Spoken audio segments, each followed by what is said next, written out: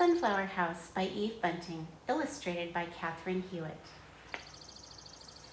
First I pulled out all the weeds. Then I sow my sunflower seeds. It says to set them in a line, but Dad says round and round is fine. I give them water every day and shoo the pesky birds away. Go eat the berries on the tree. These sunflower seeds belong to me. The package says they're guaranteed. A mammoth flower grows from each seed. My friend Bernice says, there's no way. You don't know everything I say. Wait. The stems poke up all ringed around, a pale green circle on the ground. They're growing tall, they're growing fast. And oh my gosh, sunflowers at last. All frilly yellow, big and bright. Mammoth is the word, all right. These petals open wide and spread, a golden roof above my head. My friends come rushing down to see the sunflower house hand-grown by me. There's lots of room inside for 3. Mom brings us cookies and iced tea. But Mom and Dad can't fit it all. They're much too big and wide and tall.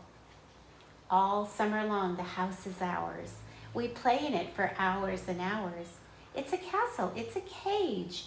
We're jungle beasts that roar and rage. My friends sleep out with me one night, bundled up and snuggled tight. Moon shadows shiver on the ground. The sunflowers whisper all around. They whisper songs of heat and rain and things too secret to explain. I see the stars play peekaboo and wish a wish that can't come true. One day the leaves are tinged with brown. A flower comes tumbling, rumbling down. Next day some more bend over, fall, and now it's not a house at all.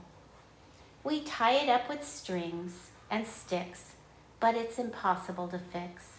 It's gone, there's nothing we can do, not even with glue's all glue. Wait. There's still the puffy middle part that's filled with seeds, enough to start. Another sunflower house next spring with walls, a roof and everything. It's neat to think when something's gone, a part of it goes on and on. It's such a super duper plan, we pick out all the seeds we can. Our pockets bulge, the blue jays come, the sparrows, crows, they all take some. We still have lots and lots to share. Now beware, prepare, take care. Next summer, they'll be everywhere.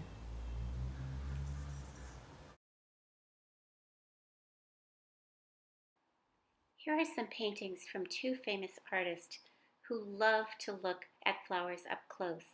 One was Georgia O'Keeffe, the other was Vincent van Gogh.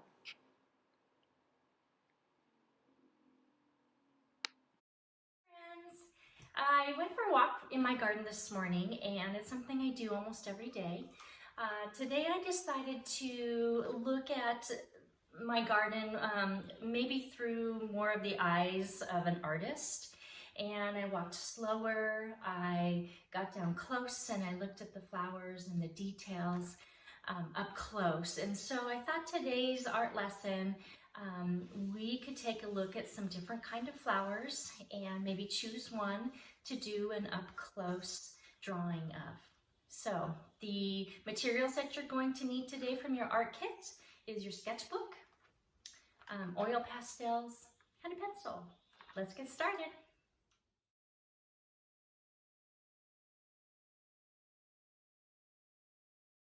These are some of the flowers I saw today on my morning walk in my garden. I took some pictures of them close up so we could see some of the really great details. I think I will choose one of these flowers for our art lesson today.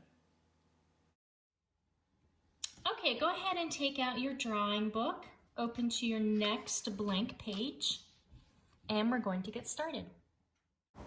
The flower I chose for today's lesson is the yellow flower with the brown center.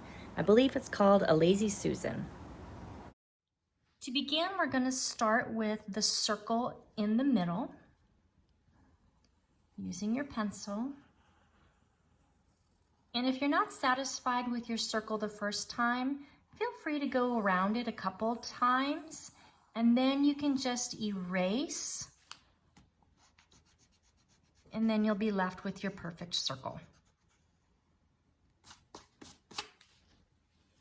So before I started this lesson, I was making a sketch of what I wanted this art lesson to turn out like. And I started with this circle in the middle, and then I started making petals.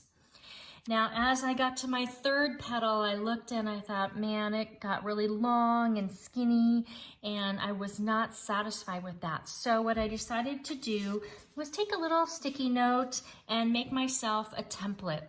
So now what I'm going to do is I'm going to do a little bit of measuring to make sure my petals stay a little more uniform, and I think I'm going to feel a little more satisfied as an artist doing this.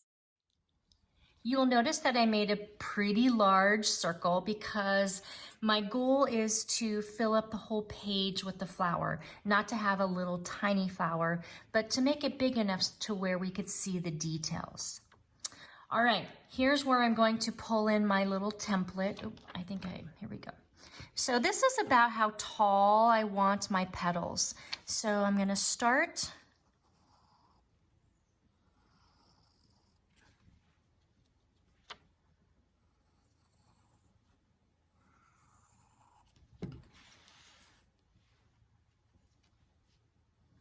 It's okay to turn your paper.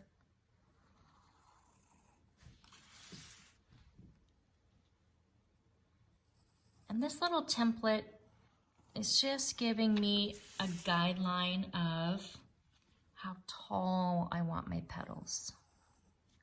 It's not going to be perfect.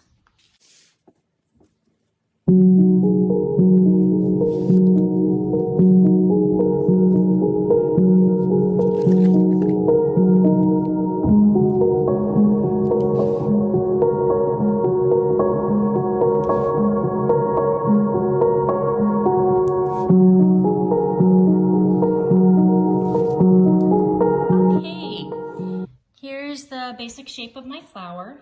I think I'm satisfied. I had to erase a couple times, and that's okay. We're going to start in the center, adding a brown oil pastel. If you look really closely at your flower, you'll notice that the center is a bunch of seeds. So when I'm coloring in, I don't want to color it in solid. I want it to look more like it's a bunch of seeds together.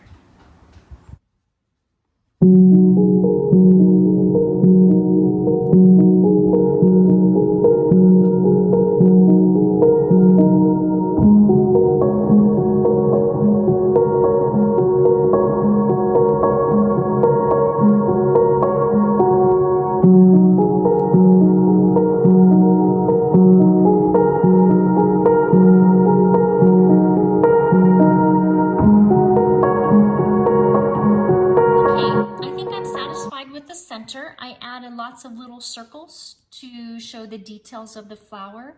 So now I want to use the same color just to really define the space and go around it one more time. I'm going to use the same strategy with the yellow. Now you can see my pencil lines, and that's okay because we're going to color over them with a darker pastel, but I kind of want to define my space so I can color in quickly the rest of the flower.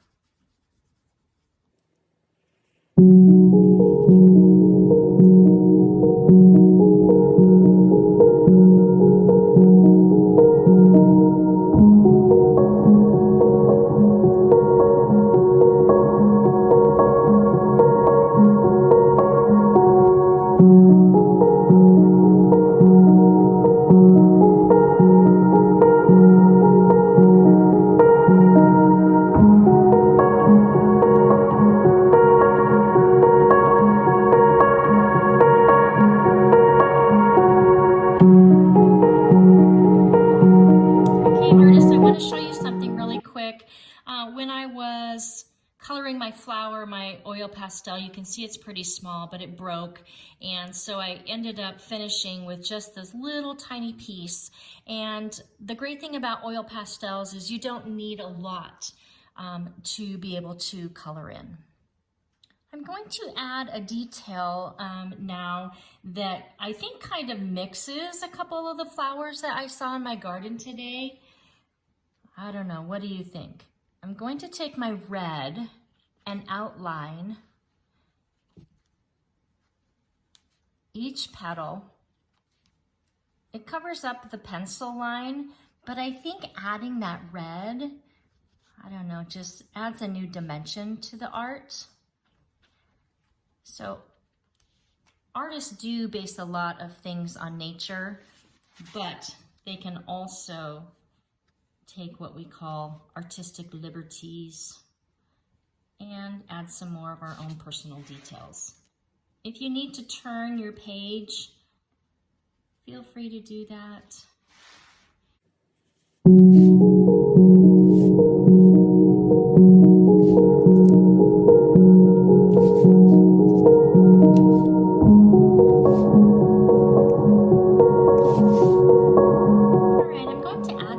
Details that when I looked at the flower really close up and I looked at the petals, I could see that there were some little lines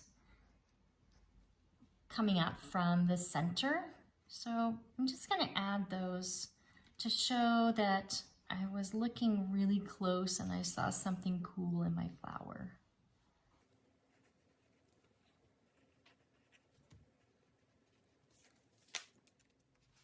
The next detail is a stem. Super easy. I do want to kind of frame it in real quick before I color.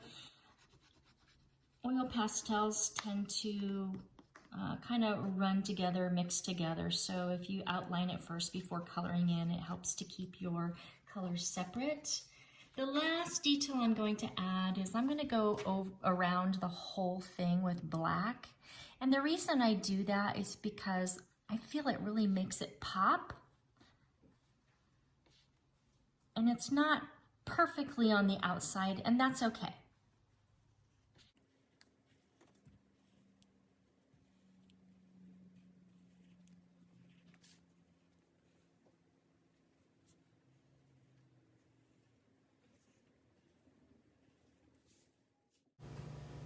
Feel free to add any details that you would like, and when you are satisfied, don't forget to sign your name.